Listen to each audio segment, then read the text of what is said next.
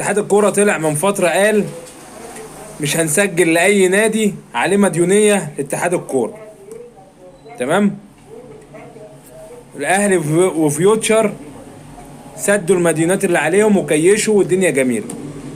فاضل مين؟ فاضل الزمالك وباقي الفرق اللي هي على قد حالها يعني. حلو.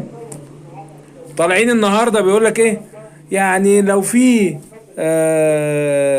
لو الانديه تسدد 25% من اللي عليها هنسجل لها. لا يا حلتها، انت قلت يسددوا كل اللي عليهم، يسددوا كل اللي عليهم، لكن احنا ما بنضربش على قفانا. ولا انت عشان عارف ان الزمالك مفيش فلوس ومش عارف يسجل ناصر منسي؟ ما عندناش الكلام ده. هتوقف قيد للكل، اللي يسد اللي عليه يسد، لكن ما تجيش تقول لي هتسد اللي عليك ونادي تاني ما